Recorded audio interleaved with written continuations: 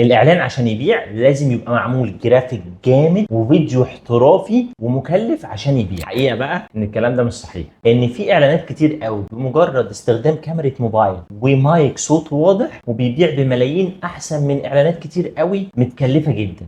تقول لي ازاي يا كريم؟ هقول لك بكل بساطه، اللي يهم العميل الرساله اللي جوه الاعلان. هل الرساله ديت لمست مشكلته وجابت له الحل، ولا مجرد اعلان مصروف عليه كويس جدا بس ما اتكلمش في المشكله اللي هو بيواجهها؟ فانا بقول لك ركز على المحتوى اكتر بكتير قوي من البهرجه والتكاليف الكتير. مش لازم تروح تسجل في استوديو، مش لازم يبقى عندك احسن كاميرا. انت لو صاحب بيزنس او شخص عادي وعايز يقدم محتوى في قيمه، بمجرد استخدامك للموبايل والمايك ووحده اضاءه صغيره تقدر تقدم المحتوى. طالما في قيمه الناس هتخش تتفرج عليه. ابدا اعمل محتوى وبلاش كسل. انا كريم عطيه، ولو مهتم بالمحتوى ده اعمل لي فولو. السلام عليكم.